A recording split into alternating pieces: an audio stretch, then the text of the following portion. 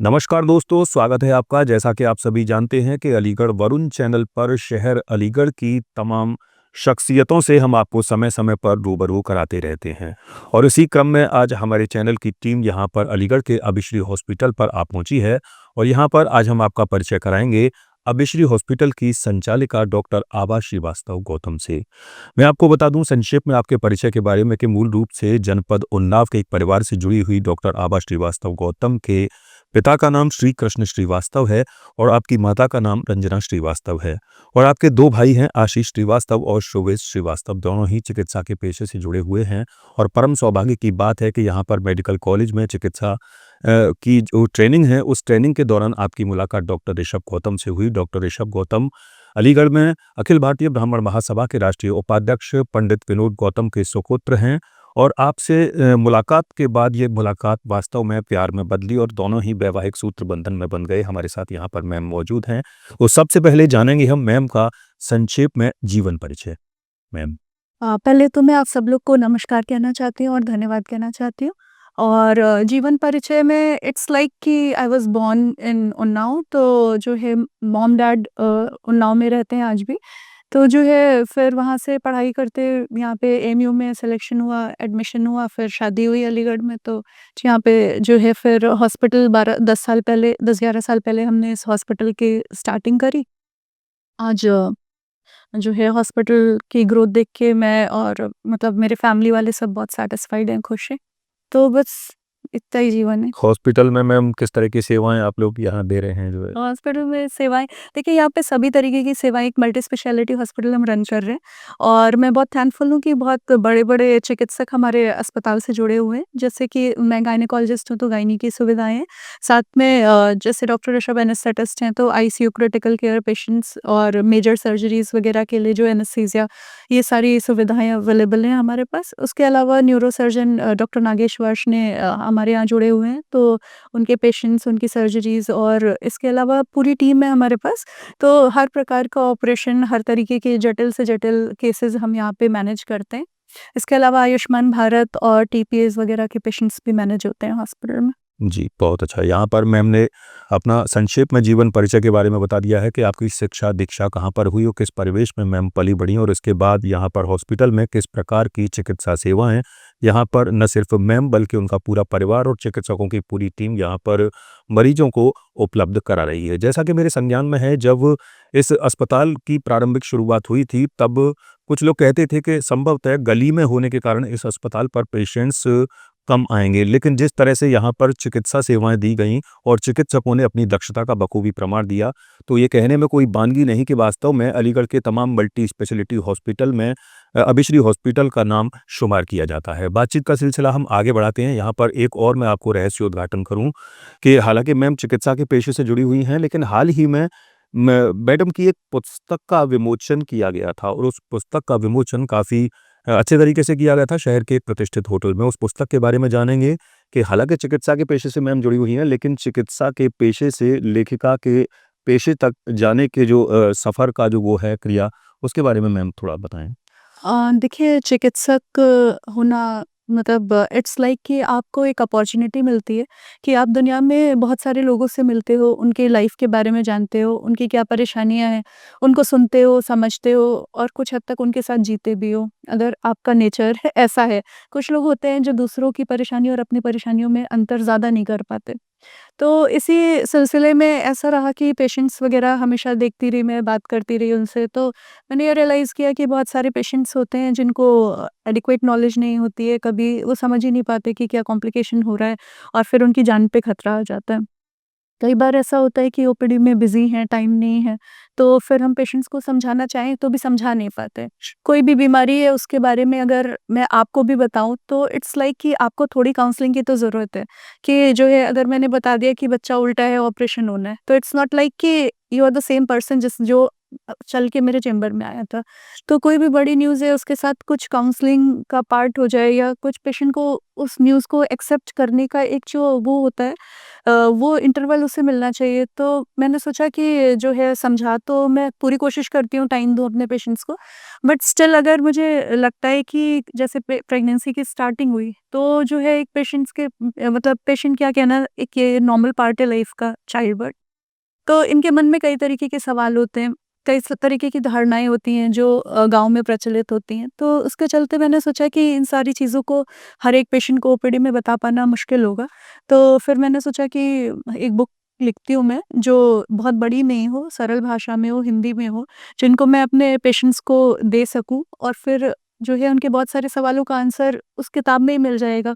और कई बार जैसे गाँव के दूर के पेशेंट्स आते हैं, कुछ पुअर पेशेंट्स भी होते हैं जिनकी पूरी प्रेगनेंसी एक भी विज़िट ही नहीं होती है, चाहे सरकारी चाहे प्राइवेट।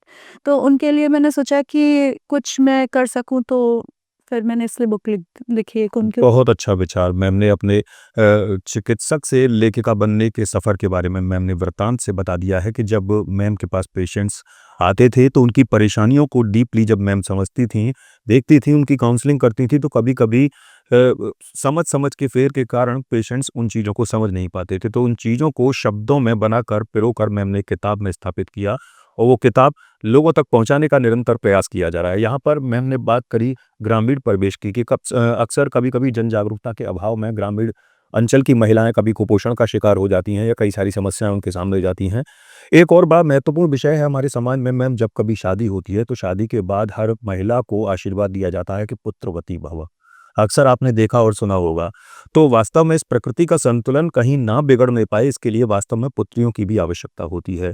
तो लड़के और लड़की में जो लोग भेद रखते हैं उनके लिए जागरूकता के लिए, उनके अवेयरनेस के लिए चूँकि मैम लेखिका हैं, आपका क्या संदेश होगा? देखिए, मैंने अपनी बुक में एक चैप्टर जो है इसी को डेडिकेट किया है सोशल कॉज़ के लिए। कई बार दूधो नाव पूतो फलो और इस टाइप के जो आशीर्वाद मिलते हैं, तो क्या है कि लड़कियाँ नहीं होंगी तो हमारी प्रकृति बैलेंस में तो नहीं होगी और फिर एक गर्ल चाइल्ड है, बच्चा तो वो भी है, उसको अगर उसके हिस्से का प्यार, उसका स्नेह नहीं मिलता है तो उसके डेवलपमेंट पे फ़र्क पड़ता है उस चीज़ का। उनको मौका नहीं मिलता है। देखिए आज के समय पे ये बताना तो बताने की ज़रूरत नहीं है कि लड़कियाँ लड़कों से कम नहीं है या ये इतना कुछ कर रही हैं दुनिया में। और हमारी संस्कृति ऐसी है कि जो है उसमें लड़कियों को दबाना, कुचलाना ये सब इसका पार्ट नहीं है। ये सब चीज़ें बाहर से हमारे देश में आ गई हैं और अब एक बस गई हैं कि जो है फीमेल होना मतलब बहुत सारे कारण होते हैं कि सिर्फ़ यही नहीं होता है कि माँ-बाप को ये चिंता होती है कि इसका दहेज देना है कि उसके अलावा भी जैसे जो सोशल स्ट्रक्चर है इस समय पे जो समाज में परेशानियाँ चल रही हैं, उसके चलते भी बहुत सारे पेरेंट्स परेशान रहते हैं।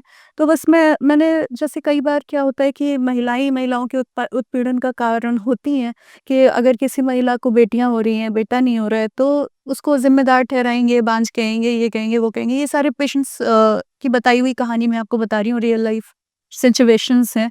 तो जो है ऐसे में मैंने एक चैप्टर डेडिकेट किया है कि कैसे एक फीमेल का कोई रोल नहीं होता है कि बेटा होगा या बेटी होगी क्योंकि फीमेल में एक्स क्रोमोसोम ही होते हैं। तो इसको मैंने डिटेल में समझाया है कि जैसे अगर आप पिता का भी कोई रोल नहीं मतलब वैसे कोई कंट्रोल नहीं जी, होता है कभी-कभी बेसिकली। मैम देखा जाता है कि अक्सर महिला को दोषी ठहराया जाता है, संतान की उत्पत्ति होने के उसमें विषय में। हाँ, देखिए दोषी तो दोनों में से कोई नहीं होते। मेल पार्टनर का भी कोई कंट्रोल नहीं होता कि बेटा होगा या बेटी। पर अगर आप मेल को नहीं दोषी ठहरा सकते तो महिला को तो ठहराना इज़ लाइक नाइंसाफ़ी, ये तो आउट ऑफ क्वेश्चन बात है ना? पर फिर क्योंकि उसी के द्वारा उसी के शरीर से बच्चा पैदा हो रहा है तो but it's easy to shift the blame कि आपके मन की बात नहीं हुई है, आप उसे गाली दे दो, अपना वेंट आउट कर लो। तो इन सब चीज़ों की अवेयरनेस के लिए मैंने एक पूरा चैप्टर लिखा है इसमें। तो मैं आशा करती हूँ कि इससे कुछ महिलाओं की स्थिति सुधरेगी, कुछ उनको नॉलेज होगी तो मेबी जानबूझ के नहीं करते हों, जो सदियों से चला आ रहा है तो वैसे ही चल रहा है। जी, यहाँ पर मैडम ने संदेश दिया है अपनी पुस्तक में भी कि हम अपनी रूढ़िवादी जो परंपराएँ हैं, उन परंपराओं को दरकिनार करके लड़के और लड़की में जो समाज में जो भेद उत्पन्न है, उस भेद की दीवारों को वास्तव में कहीं न कहीं तोड़ें और उन्हें क्रैश करके हम एक नए ज़माने की तरफ, एक नए आधुनिक ज़माने की तरफ आगे बढ़ें। तो अगला मेरा जो मैम से सवाल होगा, वो सवाल ये होगा, वैसे मैडम ने अपनी पुस्तक का जो शीर्षक दिया है, उस शीर्षक से काफ़ी हद तक मैं भी प्रभावित हूँ। उसमें पुस्तक का शीर्षक है माँ एक सौम्य योद्धा। और अगर मैं मैडम ये भी कहूँ कि वास्तव में एक मैं सीधा-सीधा अगर सवाल भी करूँ कि इंसान का सबसे बड़ा सुरक्षा कवच आखिर क्या होता है? तो मैं आपको जवाब दूँ, सवाल के साथ ही मेरा जवाब भी छुपा हुआ है। इंसान का सबसे बड़ा सुरक्षा कवच होता है उसकी माँ का पल्लू। क्योंकि माँ वास्तव में सबसे बड़ी योद्धा होती है। तो अगला मेरा सवाल मैम से होगा, चूँकि कहते हैं कि अब कवियों की दुनिया में मैम ने कदम रख दिया है और हमारे अलीगढ़ के पद्म विभूषित कवि, चूँकि ये साहित्य की धरती है, गंगा-जमुनी तहज़ीब के शहर में हम लोग रहते हैं, ये साहित्य की धरती है और पद्म विभूषित कवि गोपाल दास नीरज जी ने भी कहा है कि आत्मा के सौंदर्य का शब्द रूप है काव्य। आत्मा के सौंदर्य का शब्द रूप है काव्य और मानस होना भाग्य है, कवि होना सौभाग्य। तो मैम ने अपनी पुस्तक के बारे में काफ़ी कुछ बता दिया है। अगली मैम की जो पारी होगी, अगली जो तैयारी होगी, वो किस विषय और वस्तु पर आधारित होगी? देखिए नेक्स्ट बुक पे मैंने काम करना शुरू कर दिया है, तो ये जैसे मैंने मतलब देखिए एक डॉक्टर है कोई तो उसके दिमाग में उसके पेशेंट्स के अलावा ज़्यादा कुछ होता नहीं है। तो पहली पुस्तक मैंने अपनी प्रेगनेंसी वाले पेशेंट्स के लिए लिखी थी, दूसरी मैं लिख रही हूँ कि आफ्टर 40 इयर्स ऑफ एज 40 साल की उम्र के बाद महिलाओं के जीवन में क्या बदलाव रहते हैं, कैसे उन्हें लाइफ हैंडल करनी है, किस तरीके से जो है जो एक इलिटरेसी या आप कह सकते हैं इग्नोरेंस के चलते गाँव में हर हर महिला को बता दिया जाता है हिस्टेरेक्टमी करवा लो, बच्चेदानी निकलवा लो। ये सब चीज़ें मैं देखती हूँ, जो प्रॉब्लम्स मैं देखती हूँ मैं सिर्फ़ वही लिख रही हूँ। तो जो है ये दूसरी बुक में ऐसा 40 प्लस फीमेल्स के लिए लिख रही हूँ, अभी स्टार्ट करी है मैंने। तो 1 साल लगभग लगेगा मुझे फिनिश करते-करते। तो इसमें मैं यही एड्रेस करूँगी कि बढ़ती हुई उम्र के साथ 40 के बाद जैसे कैंसर की संभावना और शरीर में हार्मोनल बदलाव और जो और भी परेशानी, उसके अलावा जो सामाजिक जो प्रेशर्स होते हैं, एक चीज़ होती है एम्प्टीनेस सिंड्रोम, बच्चे बड़े हो गए, घर से बाहर चले गए। महिला जिसकी पूरी दुनिया सिर्फ़ बच्चों के इर्द-गिर्द ही घूमती थी, अब उसके पास अचानक से कुछ करने को नहीं है, तो किस तरीके से उसको साइकोलॉजिकल एडजस्टमेंट और अपनी हेल्थ का ध्यान रखना, स्ट्रेस को मैनेज करना, फिर एक एडवांसिंग एज के साथ कैसे अपनी फाइनेंशियल प्लानिंग और सब चीज़ों का कैसे ध्यान रखें, इन चीज़ों को एड्रेस करते हुए लिख रही हूँ मैं। जी, अपनी आगामी पारी के बारे में भी मैम ने काफ़ी कुछ बता दिया है। चलते-चलते मेरा एक और बड़ा महत्वपूर्ण सवाल होगा, चूँकि चिकित्सा के पेशे से जुड़ी हुई हैं मैम, समन्वय आके कैसे स्थापित कर पाती हैं? चूँकि चिकित्सा का भी बोझ रहता है, गृहस्थी का भी बोझ रहता है। हम जब इस साक्षात्कार को करने के लिए आए थे, तो मुझे जानकारी मिली कि मैम पूजा कर रही हैं, तो धर्म कर्म के भी क्षेत्र से मैम जुड़ी हुई हैं। एक छोटा-सा प्यारा-सा बेटा है, उसको भी समय देती हैं। तो आखिर चूँकि काव्य और शब्दों की संरचना के लिए समय का होना काफ़ी आवश्यक है। तो आखिर समन्वय कैसे स्थापित कर पाती हैं और डॉक्टर ऋषभ सर आपको कितना सहयोग करते हैं? और इसकी प्रेरणा, जो काव्य की जो प्रेरणा है, आपको कहाँ से मिली मैम? देखिए मतलब जो बहुत पॉपुलर बिलीफ है कि सक्सेस की सिर्फ़ एक डेफिनेशन होती है, आप कितना पैसा कमाते हो, कितनी बड़ी गाड़ी में चलते हो, कैसे कपड़े पहनते हो। बट मेरे हिसाब से success is like peace of mind. जब आपके जो सारी हेल्थ के पार्ट्स हैं, फिज़िकल, मेंटल, इमोशनल, स्पिरिचुअल, ये सारे बैलेंस में होते हैं, मेरे हिसाब से एडिक्वेट हेल्थ तभी होती है। तो ये सारे जो एरियाज़ आपने मेरे इन्यूमरेट किए हैं, ये सबकी लाइफ में उतने इम्पोर्टेंट है। जी, तो जो है जैसे अगर आप कहीं समय नष्ट नहीं करें, बेकार की चीज़ों में समय नहीं लगाएँ, तो मैं समझती हूँ 24 घंटे बहुत होते हैं। आप अपनी हेल्थ का भी ध्यान रख सकते हो, आप अपने बच्चों का भी ध्यान रख सकते हो और मतलब एक चीज़ों को करने में एक एफ़िशिएंट सिस्टम आप डेवलप कर सकते हो। ज और सबसे बड़ी बात ये है कि आप जो चाहते हो, वो तो आप कर ही सकते हो। इसका मतलब है कि आप चाहते नहीं हो करना कि बहुत अच्छी उतना मतलब यही है कि मेरा जो है ना ये मेरे को एक बैलेंस लाइफ़ अच्छी लगती है। मतलब मुझे ये नहीं है कि सिर्फ़ इसी एक क्षेत्र में मेरे लिए सारी चीज़ें, सारी ऊँचाइयाँ हों। उसके अलावा देखिए हस्बैंड का फैमिली का रोल तो बहुत इम्पोर्टेंट होता है। आपके आस-पास कौन लोग हैं, वो किस तरह कंट्रीब्यूट करते हैं। तो जो मेरा ये लिखने-पढ़ने का टाइम होता है, उस टाइम पे जो है मेरा बेटा और मेरे husband they are very cooperative.